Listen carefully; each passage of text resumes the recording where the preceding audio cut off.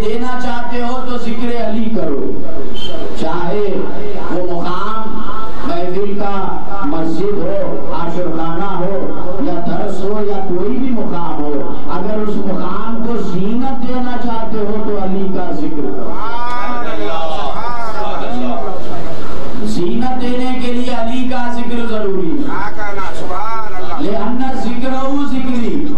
अब कोई ये ना कहे कि सिर्फ अली अली करने से क्या मिलेगा, तो रसूल जानते थे कि कैसे कैसे लोग आएंगे, इसीलिए ये नहीं कहा कि अली का जिक्र, बल्कि उसके बाद कहा अली का जिक्र मेरा जिक्र है, क्योंकि रसूल ने कह दिया था मन कुंतु मौला फहाज़ा अलीउल मौला, मैं जिसका मौला ये अली उसके मौला, तब अली का जिक्र मेरा जिक्र है और मेरा जिक्र अल्लाह का जिक्र, क्योंकि मैं अल्लाह का महबूब हूँ, उसका बंदा हूँ। एक सलवात पढ़ के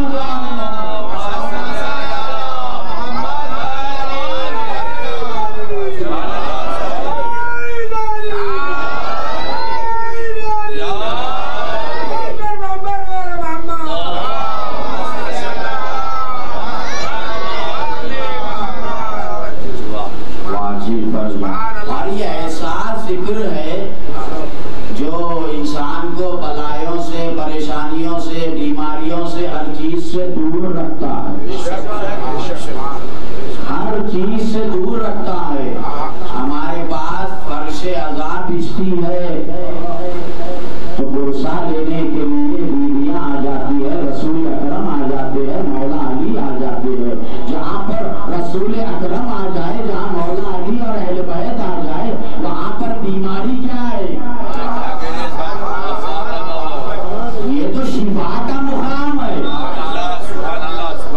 मौला हुसैन का कतरा जब खून का गिरा था करबला की सरजमीन पर, तो जो करबला थी, यानी करबला नहीं था वो मुकाम का नाम, करबला, जहाँ पर कर्म थी और बला थी, जो नबी आए वहाँ पर कर्ब और परेशानी में आए, मगर मौला हुसैन का खून गिरा तो अब वो करबला नहीं, खा के शिफा हो गई।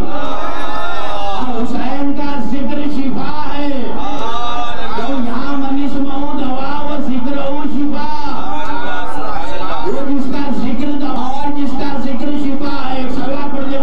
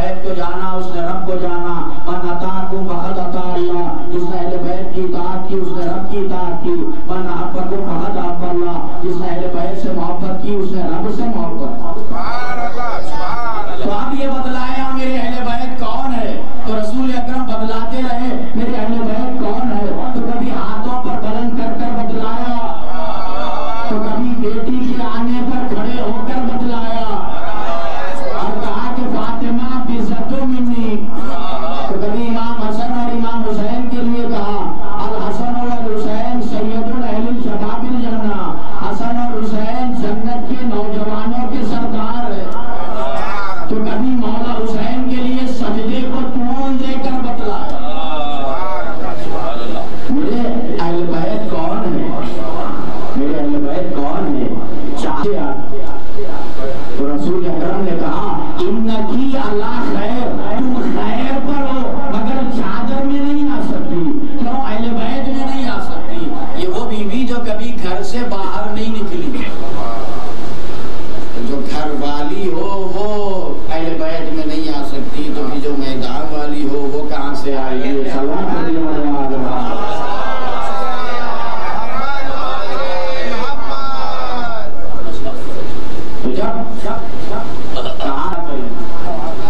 अब मुबाहला करेंगे। खुदावंद आलम ने आयत भी नाजिल कर दी, अबनाना व अबनाकुम व निसाना व निसाकुम व अनफुसना व अनफुसकुम।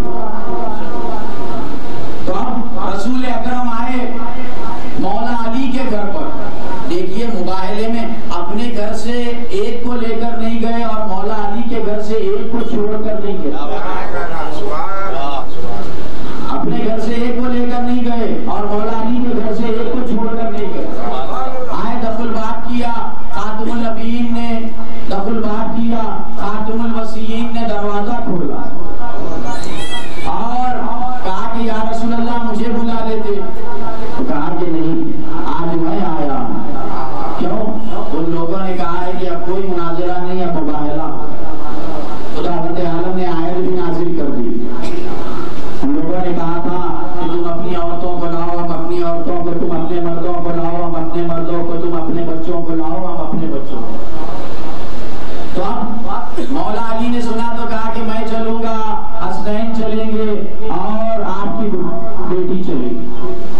तो अब रसूल अकरम वहां से चले और लोग आगे आकर पूछने लगे कि या रसूल अल्लाह कौन कौन चल रहा है मुबाहले में? तो रसूल अकरम ने कहा कि ये मेरा इख्तियार नहीं है, ये खुदावंद आलम ने बतलाया है कि किसे मुबाहले में लेकर जाना है। वो अनफुसना व अनफुसकुम, अब जैसे मेरे नफ्स है वैसे नफ्सों को लेकर जाना है। कौन चल रहा है, किसे लेकर जा रहे हैं? तो रसूल ने कहा कि तुम्हें लेकर नहीं जा रहा हूं, तुम्हें लेकर सलवात पढ़ते मरवाल मोहम्मद।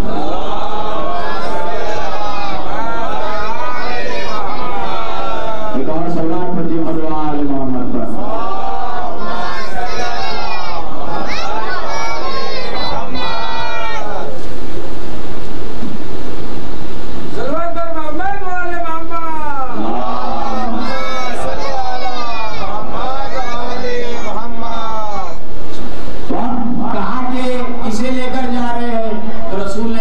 तुम्हें लेकर नहीं जा रहा हूँ, उसे लेकर नहीं जा रहा हूँ, उन्हें लेकर नहीं जा रहा हूँ। आपने सिर्फ सुना देखा नहीं है, ना कहा रसूल अकरम ने, ना तुम्हें लेकर जा रहा हूँ, ना उसे लेकर जा रहा हूँ, ना उन्हें लेकर जा रहा हूँ। कहा कि तरतीब भी रखी है तो अल्लाह ने रखी है। अब पंजतन चले, रसूल अकरम है आगे और इमाम हसन हाथ पकड़े हुए, रसूल अकरम इमाम हसन का, और इमाम हुसैन है गोद में। रसूल के बिल्कुल पीछे है शहजादी और शहजादी के पीछे है मौला अली। जहाँ रसूल खत्म रखते हैं वहां पर शहजादी खत्म रखती है, और जहाँ शहजादी खत्म रखकर उठाती है तो मौला खत्म रखते हैं, और इस एहतियात से उठाते हैं कि खत्मों का निशान मेट दे शहजादी। अल्लाह ये भी नहीं चाहता है कि उनके कदमों पर किसी की निगाहें। ऐसे पंजतन आगे बढ़ रहे हैं। अब यहाँ पर देखिए, जो हर जंग में सबसे आगे रहे मौला अली, मगर मुबाहले में रसूल अकरम ने सबसे पीछे रखा। क्यों सबसे पीछे रखा? इसीलिए कि कहेंगे कि नसरानी अली की जुल्फ़िकार से डर गए थे, डर गए थे इसीलिए। मगर मौला हुसैन जो कमसीन है गोद में रखा आपने। आप कहीं भी जाएंगे तो इस फैमिली के साथ जाएंगे तो माँ के हवाले कर देंगे बच्चे। छोटा बच्चा हो, गोद का बच्चा हो तो माँ के हवाले कर दिया जाएगा। मैं कहूँगा कि या रसूल अल्लाह माँ साथ है, आप माँ के हवाले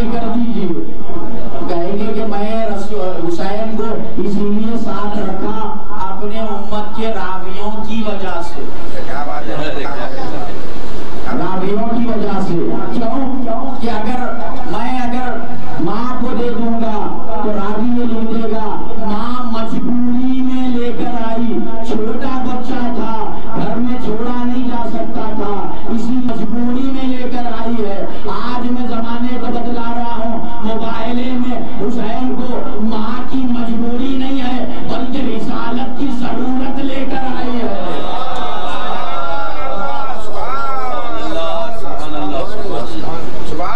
रिसालत की जरूरत लेकर आई है। अब पंजतन आगे बढ़ रहे हैं।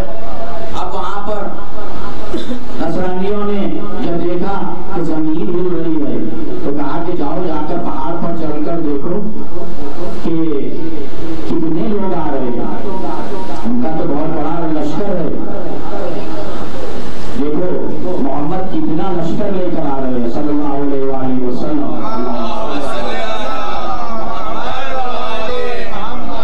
तो कितना बड़ा लश्कर लेकर आ रहे हैं। तो लोग पहाड़ पर चढ़े चढ़कर कहने लगे कि सिर्फ 5 आ रहे हैं। तो कहा कि सिर्फ 5 आ रहे हैं तो जमीन हिल रही है। 5 आ रहे हैं तो जमीन हिल रही है। तो उसके बाद जैसे ही सुना तो इंजील निकाली। इंजील निकालकर पढ़ना शुरू किया। उसके बाद कहा कि देखो उनमें कोई औरत तो नहीं है। तो लोग फिर पहाड़ पर चढ़े चढ़कर देखकर कहा ऐसे महसूस हो रहा है कि दरमियान में कोई औरत है। जैसे ही सुना कि कोई औरत है कहा कि इसमें लिखा हुआ है ये आने वाले वो है जो हाथ उठाए तो जमीन पलट जाए। अब कोई मुबायला नहीं होगा क्यों ये आने वाले पंजतन है। आगे उसे कह दो कि हमने शिकस्त कबूल कर ली। हमने शिकस्त कबूल कर ली। अक्ल की जागीर में है एक पहली फातिमा।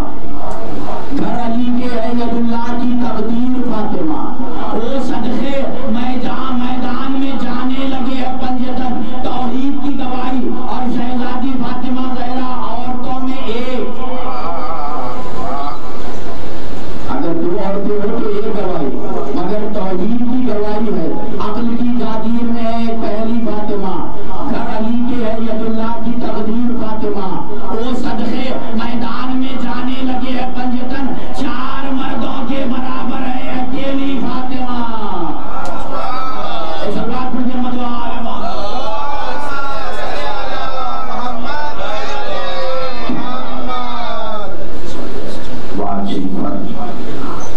बस एक बात बदलाते हुए मसाइब की तरफ आ जाऊं।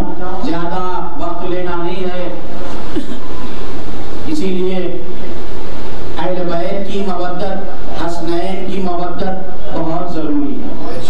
रसूल अकरम ने बतलाया कि वो पाक होगा जो हसनैन का अदब और एहतराम करेगा, जो मेरे हसनैन से हकीकत में मेरा चाहने वाला होगा, मेरा चाहने वाला होगा, जो इमाम हसन और इमाम हुसैन से मोहब्बत करेगा। सबके पास ये रिवायत मौजूद है कि मदीने में रसूल अकरम के दौर में एक बाप को शिशक आया था कि उसका जो बेटा था वो उसका नहीं है। उसने ज़ौजा से कहा कि मुझे ऐसा लगता है एक बेटा तो मेरा है मगर दूसरा बेटा मेरा नहीं है। ज़ौजा चीख मार पड़ी, तेजी से पढ़ रहा हूँ, चीख मार पड़ी, क्यों? उसकी पाकीज़गी पर बात आ रही है। फिर बात मोहल्ले में कबीले में पहुंच गई। उसने कहा कि रसूल अकरम के पास चलो। तेजी से पढ़ते हुए मसाइब की तरफ आ जाऊंगा कि अब रसूल अकरम के पास पहुंचे। रसूल अकरम ने दर्स खत्म किया और बाप ने कहा मुझे ऐसा लगता है कि दूसरा बेटा मेरा नहीं है। तो रसूल अकरम ने कहा हसनैन इधर आओ। जब भी इमाम हसन और इमाम हुसैन को बुलाते तो अलग अलग नहीं पुकारते थे, हसन इधर आओ, हुसैन इधर आओ, बल्कि रसूल अकरम मिलाकर पुकारते थे मेरे हसनैन इधर आओ। तो दोनों दौड़ते हुए शहजादे आ गए रसूल अकरम के पास। जैसे ही आए माँ बाप भी इस्तकबाल के लिए खड़े हुए, वो दोनों बच्चे भी खड़े हो गए। जैसे ही वो दोनों बच्चे खड़े हुए रसूल अकरम ने कहा कि मुबारक हो दोनों तेरे हैं, घर लेकर जा। कहा कि या रसूल अल्लाह मुझे आपकी बात पर यकीन है मगर बात मोहल्ले में पहुंच गई है, कबीले में पहुंच गई है, आप कोई दलील तो दीजिए। तो कहा कि सुन, जो मेरे हसन और हुसैन का एहतराम करेगा उसका खून भी पाक है, उसका दूध भी पाक है।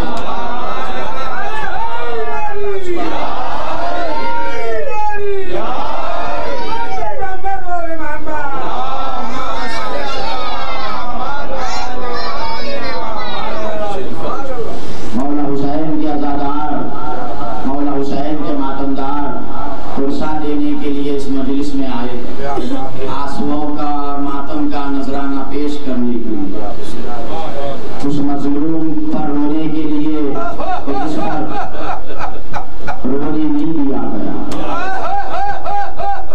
रोने पर पाबंदी हो तो क्या होता है, कोई शहजादी ज़ैनब के दिल से रोने पर पाबंदी हो तो क्या होता है, कोई शहजादी सकीना के दिल से रोने पर पाबंदी हो तो क्या होता है। अल्लाह अकबर। सबसे ज्यादा आंसू बहाया है 5 लोगों ने, सबसे ज्यादा गिरिया किया। उसमें सबसे पहले है हजरत आदम, और उसके बाद हजरत नूह, हजरत याकूब, और उसके बाद शहजादी फातिमा ज़हरा, और चौथे इमाम। अगर किसी ने भी अना खतीबुल अबरार नहीं कहा, अगर मौला हुसैन ने कहा अना खतीबुल अबरार, मुझे रुला रुला कर शहीद किया गया, मुझे रुला रुला कर शहीद किया गया। मौला हुसैन कितना रोए, कहाँ रोए, कोई अंदाजा नहीं लगाया जा। मजलिस में शहजादे अली अकबर का आलम मुबारक है, शहजादे अली असगर का, शहजादी सकीना का, मौला हुसैन के बच्चों का आलम मुबारक है।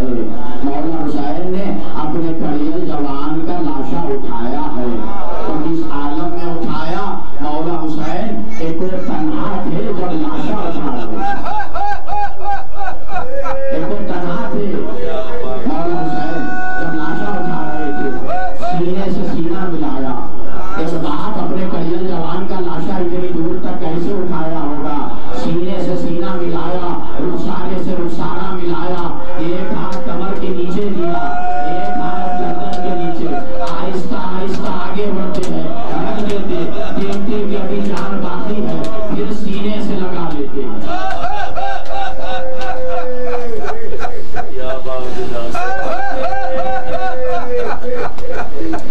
बार बार सीने से लगा लेते हैं। जब मौला हुसैन सीने से लगाते हैं और आगे बढ़ते हैं आहिस्ता आहिस्ता, फिर रख देते, देखते कि अभी जान बाकी है, फिर सीने से लगा लेते हैं। या अली कहकर सीने से लगा लेते थे, हिचकी जो आती घबरा के लिटा देते थे।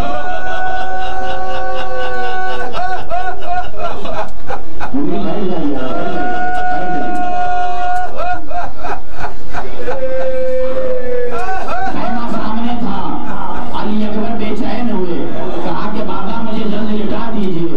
कहा कि क्यों बेटा, क्या सीने का दर्द बढ़ गया? कहा कि नहीं बाबा, दादा जान आ गए, दादी अम्मा आ गई, मैंने सुना है जवां का दम बड़ी मुश्किल से निकलता है। बाबा आप दम निकलते हुए कैसे देखेंगे, आप मुझे लिटाकर मुंह फेर लीजिए। रही थी, बाप के हाथों पर अंगड़ाई ली और शहजादे अली अकबर दम तोड़ दिए। हुसैन ने लाशे को रख दिया, आवाज दी, बनी हाशम के बच्चों आओ, हमसे अली अकबर का लाशा नहीं उठता। छोटे छोटे बच्चे चले, वाह अकबर, वाह हुसैन, वाह मजलूम। अना खतीबुल अबरार कहा मौला हुसैन, मुझे रुला रुला कर शहीद किया गया। मौला हुसैन ने इतना गिरिया किया है शहजादे अली असगर की कब्र पर। रिवायतें बतलाती है, क्यों कोई बाप अपने बेटे को कैसे सुपुर्द लहद करे। रसूल अकरम के बेटे जब कासिम दुनिया से चले गए, तो रसूल अकरम के पास चाहने वाले आए, आकर कहने लगे कि या रसूलल्लाह आप अपने बेटे को कब्र में लिटाइए। तो रसूल अकरम ने कहा था, कोई बाप अपने बेटे को कब्र में नहीं लिटाता। मेरे भाई अली कहाँ है? कहा कि मेरे भाई अली को बुलाओ। मैं कहूँगा या रसूलल्लाह, यही वजह थी मौला हुसैन को इस मौके पर अब्बास बहुत याद आए। जब आपने अपने भाई अली को बुलाया, मौला हुसैन किसे आवाज दे, इसीलिए वो रात की तरफ हसरत से देखा, कहा अपने चश्माए को सुपुर्द याद कर रहा हूँ।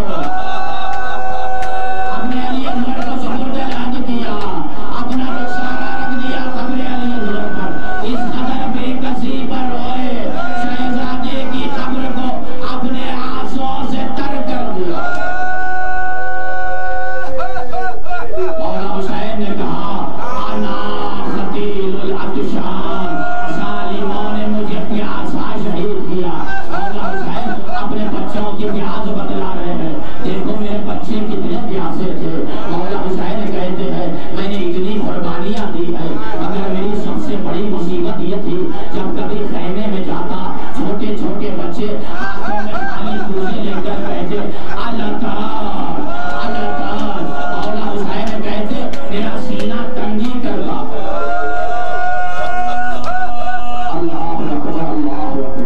इसीलिए रिवायतें बतलाती है मौला हुसैन इतने प्यासे थे आंखों के सामने धुआं छा गया था।